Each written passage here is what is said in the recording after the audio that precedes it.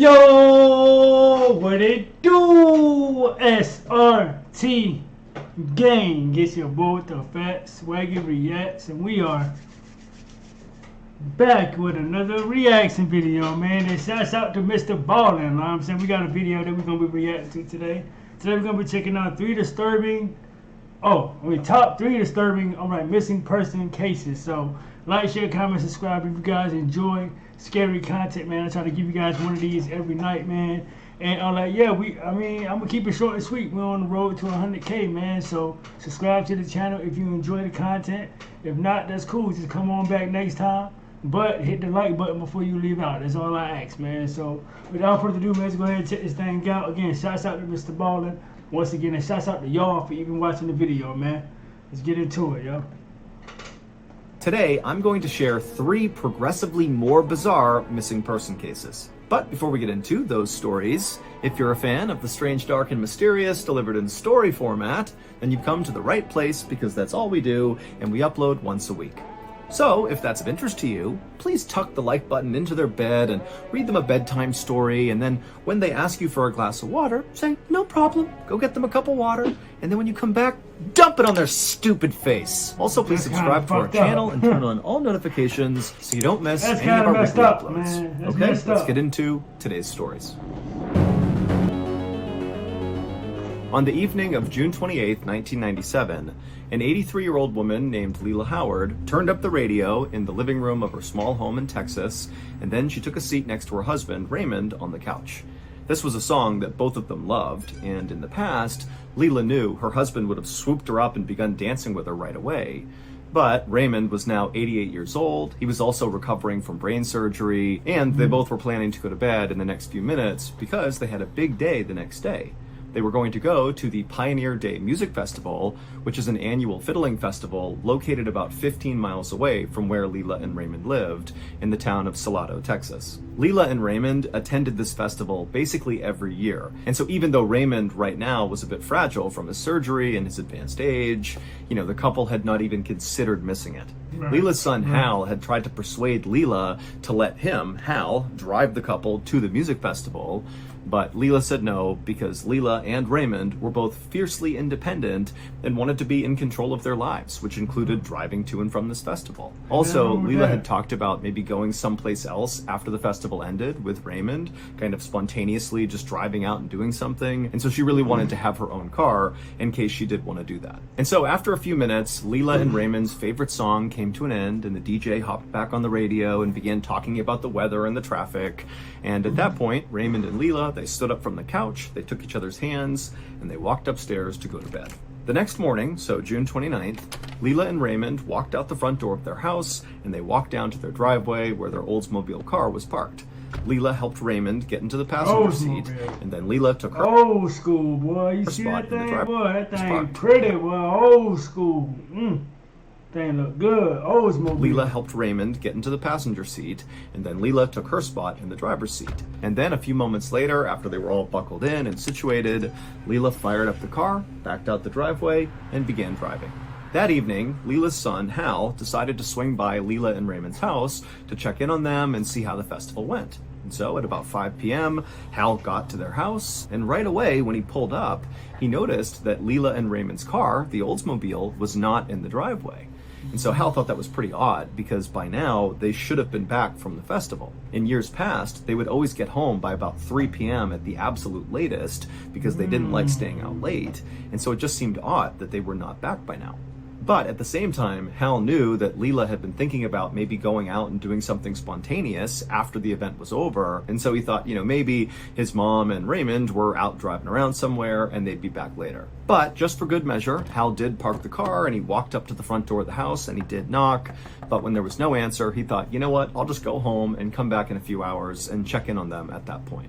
And so, a few hours later, at 8 p.m., Hal drove back to Leila and Raymond's house, and when he got there, he saw their car was still not back yet. And so now Hal's starting to feel pretty worried, and so he parked the car, he walked up to the front door, he did knock, there was no answer, and so he pulled out his set of keys, he opened up the door, and he walked inside. Now, as soon as he was in the house, nothing looked out of place. It actually looked very organized and clean like it normally was. But as he walked around looking for some sign of where Leila and Raymond were, all he could find was on one of the beds there were all these neat stacks of clothes that were laid out as if somebody was getting ready to pack but didn't finish packing. And so it just seemed like something's off here, something's not right. This doesn't seem like they just went out and did something spontaneous. Something must have happened at the festival. That's why they're not back yet. And so kind of in a panic, Hal ran outside and he called the police. And after reporting Leila and Raymond missing, he actually began calling news stations and telling them, can you please put out my mom and Raymond's picture because they're older and they're missing. I need your help. And in fact, that night, those TV stations did begin putting out all these reports about how Leila and Raymond were missing and for people to be on the lookout for them and their car. At the same time, the police immediately launched an investigation, and they quickly discovered that Leila and Raymond had never even made it to the music festival. They never got there. And then when the police drove the route that Leila had taken to get to the music festival, they didn't find any car accidents or anything unusual on the route that would indicate that they got into some trouble or something. You know, they checked their phone records, and Leila and Raymond had called nobody. There was no action on their credit cards, and so they hadn't bought anything. And the police would send out all these missing person reports to police officers all over the state of Texas, and nobody reported seeing anything or hearing anything. That is, until 3 days later on July 2nd. On that night, a police officer in a little town in Arkansas, located 500 miles away from where Leila and Raymond lived, this police officer was driving down the road when he spotted an Oldsmobile that was driving with its lights off. And so the officer pulled the car over and he ran the license plate, and it came back as belonging to Leila and Raymond. But you got to remember that this police officer was in Arkansas, and so he had not received any updates about this missing couple. All those TV broadcasts and all the missing person alerts that were getting sent out all over the place, those were really only happening in the state of Texas. And so this officer has no clue that Leila and Raymond are missing. But he runs the plate, he sees it belongs to Leila and Raymond, and he goes up to the driver's side window, and he looks inside, and he sees Leila and Raymond. Leila's driving, Raymond's in the passenger seat, and they look like a really happy older couple. And the officer would say to Leila, hey, you're driving with your lights off. And Leila would say, oh my goodness, I'm so sorry. You know, we were driving in Texas, and we got lost, and I just didn't notice. I'm really sorry. The officer believed her and felt like these were good people who just made an honest mistake, and so he just flicked her lights. Wait, if you got lost, like wouldn't you call someone or try to, like again, like they were older people, so they didn't, I wouldn't think they had GPS around the time, right? So why not call a family member or to like, wherever you're going to try to figure out? I mean, I don't know, like maybe the older people don't do that, like they just drive until they find or see somebody they recognize. Who knows, bro? But I don't know about that. On and said, I'm going to give you a warning, no big deal, no ticket, but be careful with your lights. You got to make sure those are on at night. And Leila said, thank you very much. You know, of course, I'll be very careful with my lights. And then actually the officer gave Leila directions on how to get back to Texas from Arkansas. And then he got back in his cruiser, and then he watched as Leila and Raymond pulled onto the main road and then disappeared into the darkness. The police officer in Arkansas who pulled them over would eventually put it together who he had pulled over, and at that point, Arkansas would get in on the search for Leila and Raymond. But for the next 2 weeks, despite having both states aggressively searching for this couple, nobody could find them. That is until July 12th, so that's 10 days after Leila and Raymond got pulled over by that cop in Arkansas. On that day, these two young boys were walking by a small stream in a town called Hot Springs, Arkansas, when they began to smell a terrible smell. They would end up telling their parents, who would come back to the stream, and they'd smell it too, and they would end up alerting the police, and the police would come out, and they would search that entire area, and they would find Leila and Raymond's Oldsmobile at the base of a 25-foot cliff. And inside the vehicle were Leila and Raymond, and they were both deceased. It looked very much like Leila and Raymond had driven off this cliff and they had landed down below, and that's what killed them. But when investigators went up to the top of that cliff, there were no skid marks on the cliff itself, which meant Leila, who was driving, never hit the brakes as she went over the cliff. Nobody knows why Leila and Raymond abruptly left their town and like, do y'all think she possibly, bro, like what, fell asleep or something at the wheel and they went flying and old boy was asleep as well or something, probably in the passenger seat? Like who? Oh man! But then again, why was they just driving hundreds of miles? Hundreds of miles away.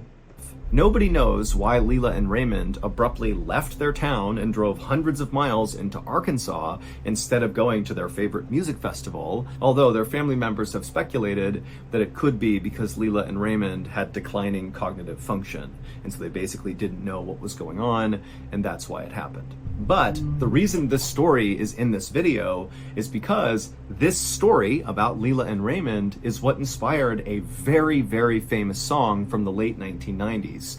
It's called The Way by Fastball, and for copyright reasons, we can't play it for you, but I'll sing you a line and see if you can remember this song. Where were they going without ever knowing the way? Anyone can see the road that they walk on is paved in gold. It's always summer, you'll never get cold. You'll never be hungry, you'll never be old and gray. Boom, there you go. If you know the song. Never heard of them. Never heard of them. I'll react to them if y'all want me to, but I mean, I never heard of them. Now you know it's got a pretty intense backstory. That's insane, though, man. That had to be a crazy song, man. Do you want to travel more? Become a sperm donor with Cryos and make up to 7. Thank you to BetterHelp for sponsoring today's video. After getting out of the military at the end of 2017, the transition from military life to civilian life was so overwhelming that it sent me spiraling. Late one afternoon in April of 2019, a middle-aged woman named Mary was cutting up some vegetables in her kitchen in northern Spain when she heard a knock on her front door. So she put her things down, she went to the door, opened it up, and standing there was her next door neighbor, who was all smiles, and she was holding this big box that was wrapped in wrapping paper and had a big bow on it, and then sitting on top of this big gift was a tray of deep-fried rolls, or croquettes. Mary's neighbor was a 61-year-old woman named Carmen Marino, who was an exceptional chef, and her specialty were making these croquettes. They were filled with different types of meat and other things, and all the time, Carmen would come over and give them to Mary, and Mary loved these croquettes. And so as soon as she saw those, she was like, wow, amazing, and she invited Carmen inside. But Carmen didn't come inside. Instead, she took the croquettes and handed them to Mary, and Mary's like, okay, great, thank you. But Carmen was still standing right outside holding this box, and now Mary's looking at her thinking that Carmen looks kind of uneasy. And so Mary said, what's going on here? What's up with this box? Carmen was silent for a second and just kind of held this box out, at which point Mary realized, okay, so she's trying to give me this gift. And so Mary reached out and took this huge present, and she was like, thank you, Carmen. Like, what is this? What's going on? And Mary, when she looked at Carmen, she could tell Carmen's face was now bright red. She was very embarrassed about something, maybe whatever she was going to say. And so Mary just waited for Carmen to speak. And so eventually Carmen she would clear her voice, and then she would say, Mary, this is really embarrassing, but I need you to hold on to this box for a little bit. It contains my sex toys, and I'm having company over at my house, and I'm just worried that somehow they're gonna find these things. Mary was so caught off guard by what Carmen was telling her that she just started laughing. Sex toys, but you're a little freak. But Carmen didn't join in on the laughter. She just kind of looked down like she was totally mortified. Mary stopped laughing because she felt bad, and then Carmen kind of elaborated on why she had this huge box full of sex toys. She would tell Mary that, she bought them with the intent of using them with her boyfriend. Oh, man, it's always these old, bro, like, it's something about these old people, bro. They be just just little freaks, bro. Like, what the world be like, little sex toys and butt plugs and getting whipped and like, what? Like, I don't know what it is with these these older people, bro. Like, y'all some nasty little things, y'all. Boy. I can just imagine how y'all was when y'all was y'all teenager faces, boy, because y'all just... Lord. Mary that, she bought them with the intent of using them with her boyfriend, always the older but people. A couple of months ago he had broken up with her. But Carmen had held on to these in the hopes that the boyfriend would eventually take her back and they would get back together again and get to use these toys. And so even though this was a totally weird and kind of uncomfortable request, Mary kind of felt bad for Carmen. One, because she had to make this request of Mary, but also two, it was obvious that Carmen was pretty shaken up about, losing her boyfriend. And so Mary said, you know what? No problem, Carmen. I will look after your sex toys and I will enjoy your croquettes. And Carmen was so relieved and said, thank you so much. And then she turned and hustled back to her house. And then Mary shut the door and she brought the croquettes into the kitchen and she tried one and it was so good. And then she took the big box of sex toys and she went into the hallway, she opened up a closet, and she put it on the top shelf and then shut the door. Over the next couple of days, Mary expected Carmen to come back over and reclaim her box of sex toys. But Carmen didn't. And when days turned into weeks and then turned into months, and still Carmen had not come over to get the sex toys, Mary was kind of annoyed, but she was just too embarrassed to go over to Carmen and be like, hey, why don't you come over and get your sex toys? No, come get your Mary shit. Just decided hell no, like, come get your shit or go leave it at her door. It's just that simple, but, I mean... Yeah. She would leave it alone and not talk about it, and if ever Carmen wanted them back, she could have them, but if she never asked for them again, Mary didn't care. She would just eventually throw the box away, and that would be it.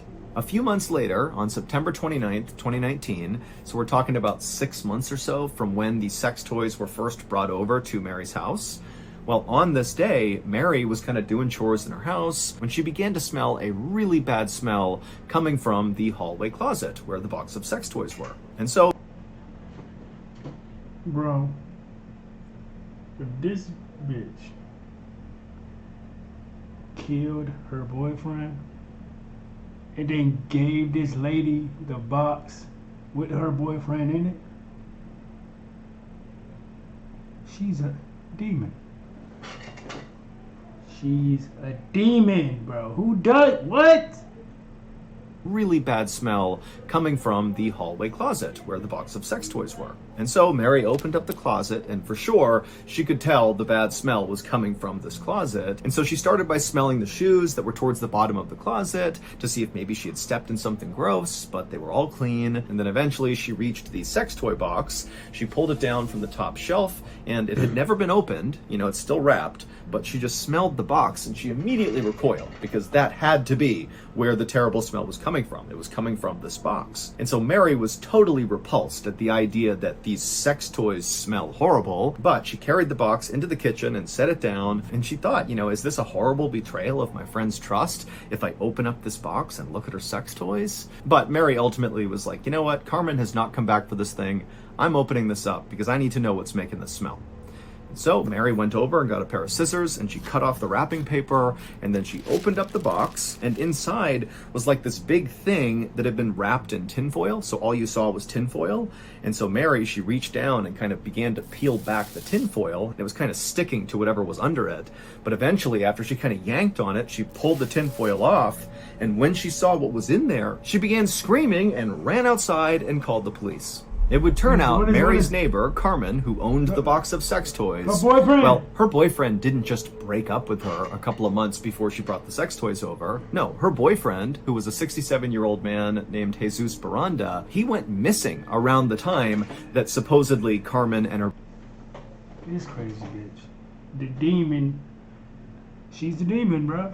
What? Boyfriend broke up. And so naturally, Jesus's family began looking for Jesus, and when they couldn't find him, they called the police. And eventually the police called Carmen and said, hey, you were dating Jesus around the time he went missing. We're going to need to come to your house and search it.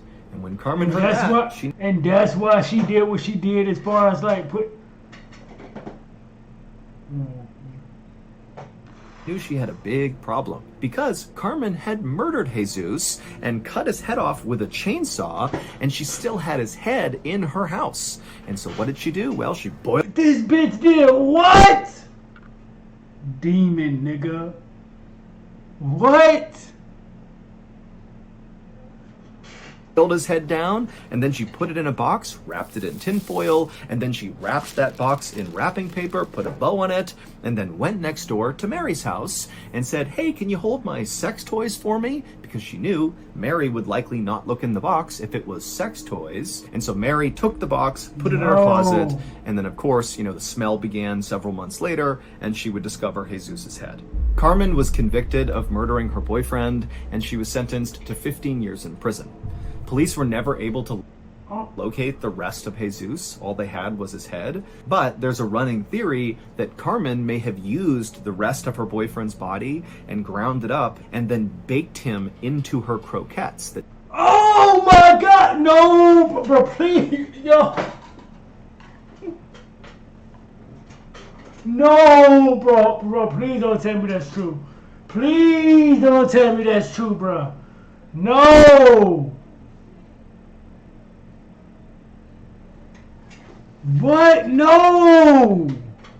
Her boyfriend's body and ground it up and then baked him into her croquettes that she gave out to people like Mary and other people in her neighborhood. But that's just a theory. Bro, I swear to God, if she did that shit, and she only got, what, 15 years, bro? Justice system has failed. Justice system has failed, bro. Like, no, life! Wells Fargo has donated And $60 then she gonna be million over to here, advance homeownership in underserved communities. bro. I mean, then she gonna be in prison making quartets for niggas in jail now. Prison. Oh my God, I don't never want to see a damn quartet. On the evening of June Whatever 24th, that shit called. 1986, a 10-year-old boy named Juan Pedro Martinez Gomez bounced around in his seat and smashed his toy cars together in the cab of his father's big red tractor-trailer truck.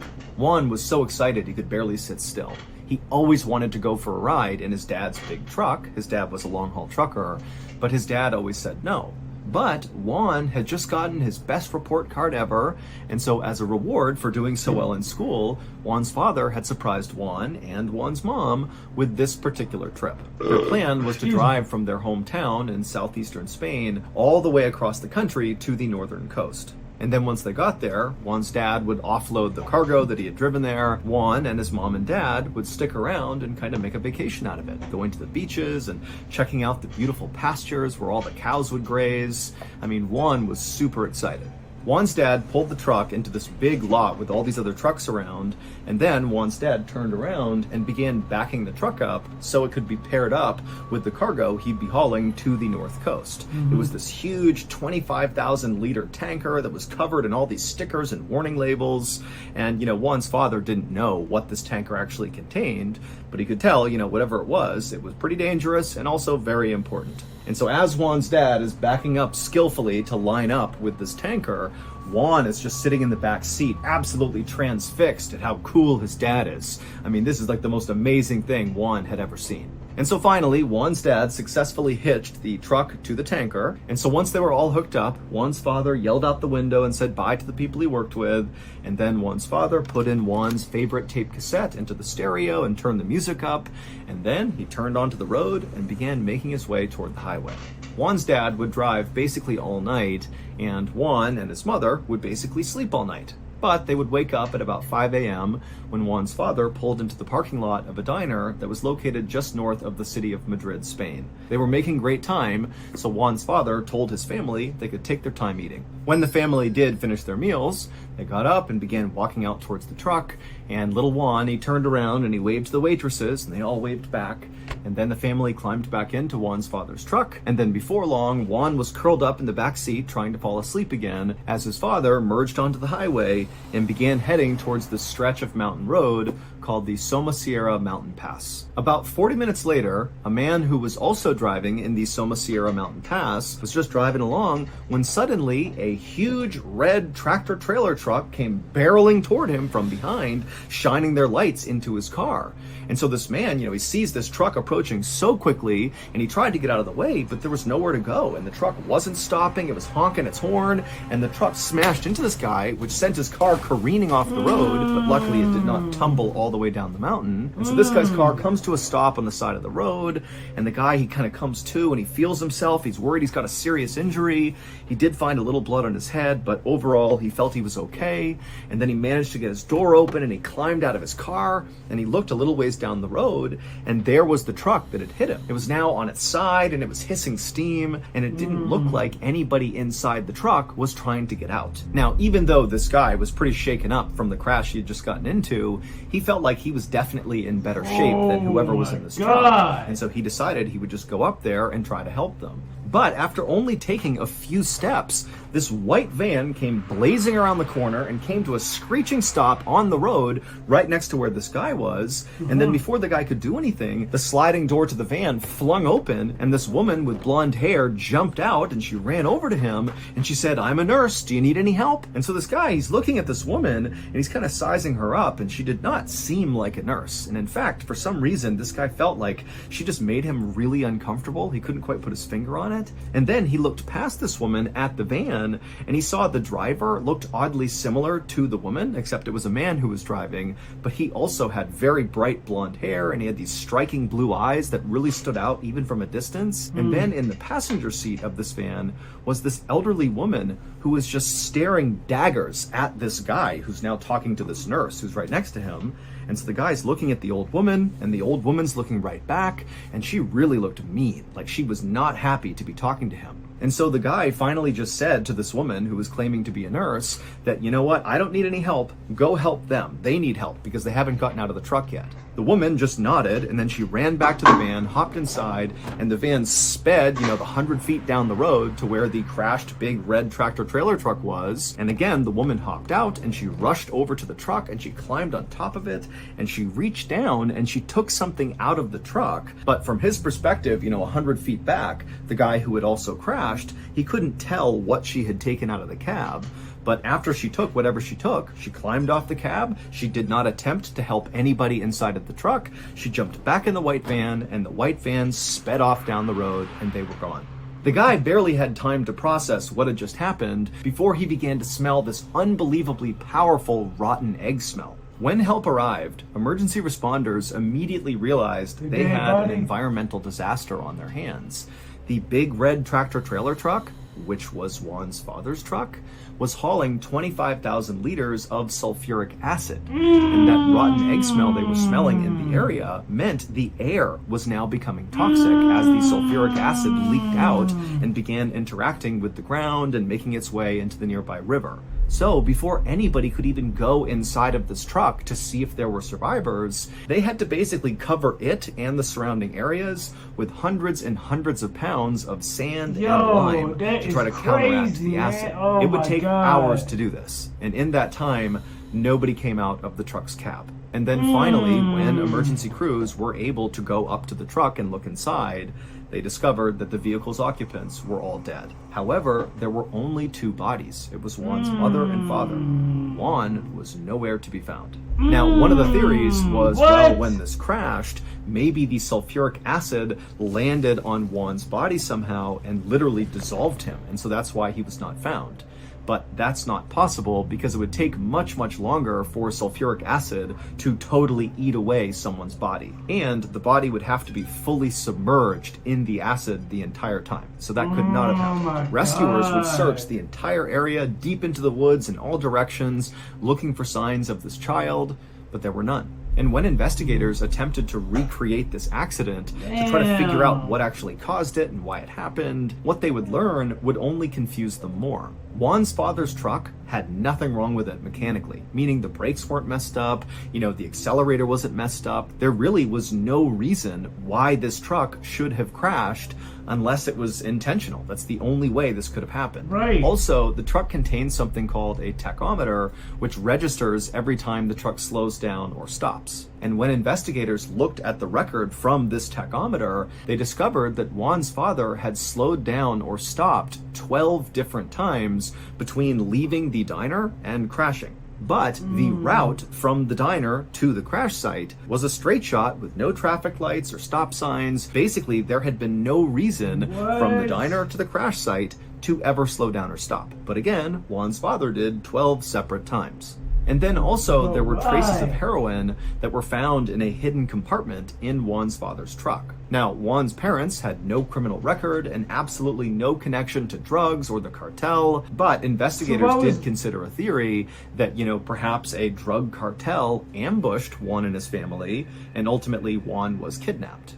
But there was one more really strange element to Juan's disappearance, and that was that white van that guy saw right after the crash. Multiple people in the area around the Somosierra Mountain Pass said they saw that exact white van because they all remembered the woman and the man. Yeah, because I was about to say, what the fuck did she get out there? get out the van and stuff, and she just took off. Like, what did she get? Some money or some shit? Or what? Because it could have possibly been the cartel. Who had that same really bright blonde hair. It just was something that was kind of unique and stood out. But the police tried to track down this van and the man and the woman and the elderly woman who was also claimed to have been seen inside the van. And if you never find them? No trace of that van was ever found. And also, police were never able to figure out what that woman actually took from inside of Juan's father's cab before they sped off and disappeared. Missing person posters of Juan went up all over Spain, and almost immediately, loads of sightings were reported of Juan. But every time the police followed up on these sightings, they never panned out. Interpol, which is a major international police organization, called Juan's disappearance one of the strangest disappearances in all of Europe. 1 year after the crash, so in 1987, a driving instructor in Madrid, Spain, was filling out some paperwork in his office when he heard a knock on the door. When he answered the door, he found there was this elderly woman who appeared to be blind, and with her was a young boy who appeared to be about 11 years old. The driving instructor asked them, how can I help you? And he watched as the elderly woman turned and whispered something into the little boy's ear. And the driving instructor, he could hear her whispering, but he couldn't understand what she was saying. It sounded like a foreign language. And in fact, it would turn out they figured out she was speaking Farsi, which is the language spoken in Iran. The little boy listened to the elderly woman, and then after hearing what she had to say, he turned to the driving instructor and he asked in perfect Spanish, "Where's the U.S. Embassy?" The instructor gave them directions, and then the little boy nodded, and then he and the elderly woman, they turned around, they grabbed each other's hands, and they began walking away. And as they walked away, the driving instructor, he just couldn't help but feel like there was something oddly familiar about these two people. And so he flagged them down and he said, "Come back for a second." And so the boy and the woman, they came back, and the driving instructor, he asked the boy, he said, "Do you live in Spain? And if you do, how long have you lived here for?" And when he asked the boy this, the boy immediately looked really afraid and just didn't say anything and kind of just stepped back like this, like he wasn't going to answer. And then the elderly woman, she turned and she whispered something else into the boy's ear. And then after she was done talking, the boy kind of settled down and he looked at the driving instructor and he said, 6 months. And for some reason, at this exact moment, the driving instructor realized why this boy seemed so familiar. He remembered seeing him on all those missing person posters all over the place. And so the driving instructor, he couldn't remember the boy's name. And he goes, "Hold on a minute." He turns and he runs inside of his office and he finds one of the posters that said Juan Pedro Martinez Gomez. He grabbed it and he ran back out to show it to them and be like, "Hey, they're looking for you." But when the driving instructor came back to the front door, the boy and the blind old woman were gone. They already knew what was up. Bro. Well, she knew what was up.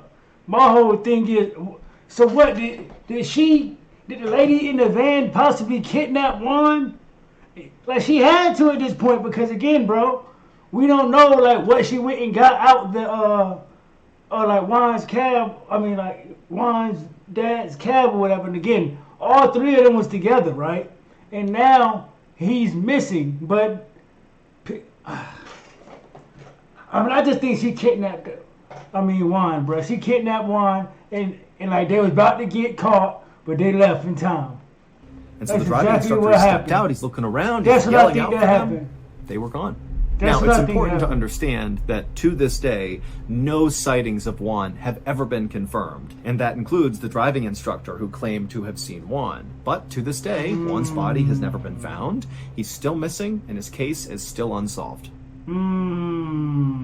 Wow, bro. Mr. Ballen, man. If you didn't hear the huge announcement we made last week, well, here it is again. The Mr. Ballen podcast, our top podcast, the one we launched in 2022 that immediately rocketed to the top of the charts, and then by the end of that same year, it got picked up by Amazon. Yes, sir. That show is now once again available on every podcast platform. Shouts out to Mr. Ballen for that achievement, man, because he definitely deserves it, man, because again, he has a loyal fan base. Because y'all come check me out every time I upload a Mr. Ballen video anyway. Like, and that pretty much shows how loyal his fan base is, man. Shouts out to y'all. Tell me how y'all feel about this reaction, man. RIP to everyone who lost their life, man. Juan, boy, you dodged the bullet, boy. But I feel like she definitely kidnapped Juan, bro. But tell me how y'all feel about this. Make sure you guys to tune in tomorrow when I drop another one, man. An SRT gang. I am out this thing, man. Let's get it.